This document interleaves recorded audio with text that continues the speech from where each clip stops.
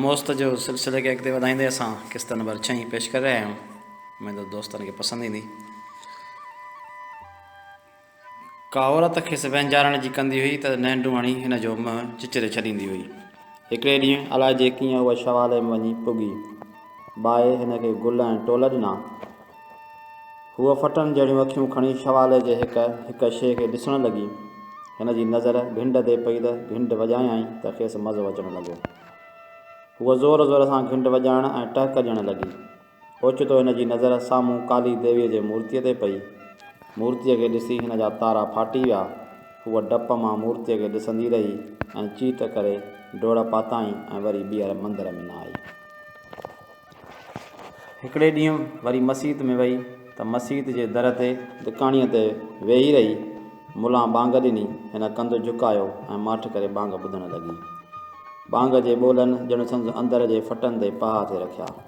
बांग पूरी थी त हिन कंधु खणी आसमान ॾांहुं निहारियो ऐं संदसि अखियुनि मां लुड़िका वहणु लॻा। हिन आसमान तां नज़रूं हटायूं त साम्हूं मुला नज़र आयुसि। थुल्हो मतारो, वॾो पेट, दुन ताईं डिघी ॾाढ़ी, घाटा भिरूं जेके संदसि वॾियुनि वॾियुनि ऐं ॻाढ़ियुनि अखियुनि ते वरी आया हुआ। मुला खे ॾिसी उहा वठी भॻी ऐं वरी मस्जिद में न आई। हिकिड़े ॾींहुं आहे ख़बर माण्हुनि ते विॼ वांगुरु किरी त मस्तानीअ खे पेट आहे। जेको जिते हो उते ॼमी वियो। अलाह माण्हू मस्तानीअ मां बि न मुड़िया। अहिड़ो कमु करण वारो केरु हूंदो? ॻोठ में त कंहिंखे बि अहिड़ो माण्हू न थे सुॼो।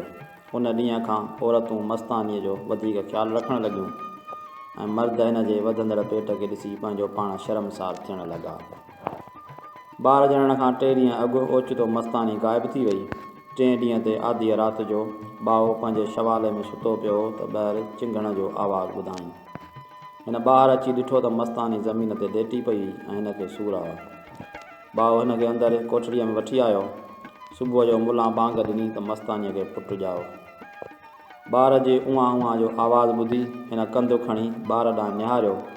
संदसि चपनि ते मुर्क तरी आई। हिन ॿाए ॾांहुं निहारियो ऐं चिचिरियल अखरनि में चयाईं, लालू चरियो। शवाले जो हाणोको ॿाओ हो साॻियो ॿारु हो।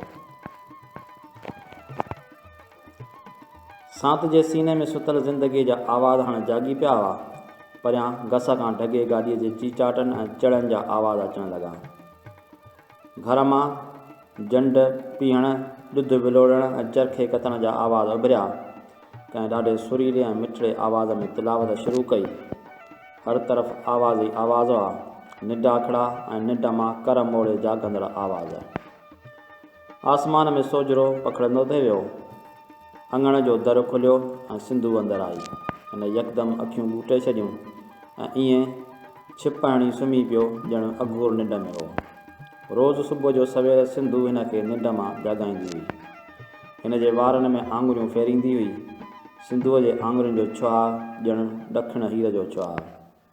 हींअर बि सिंधू हिन जे भर में वेही संदसि वारनि में आङुरियूं फेरणु लॻी। हिन अखियूं खोलियूं।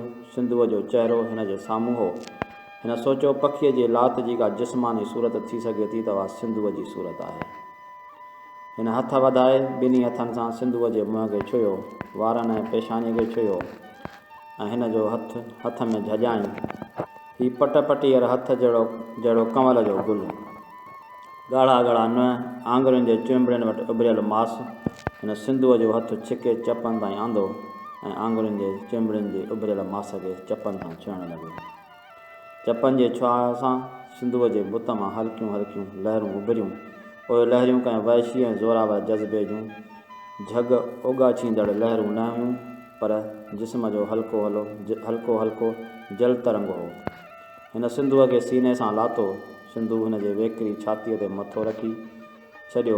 सांत मां जाॻियल सभु आवाज़ वरी सांत में ॿुधी विया ऐं उन सांत में ॿिनि दिलनि जा पखीअड़ा हिक थी लात ॾवणु लॻा।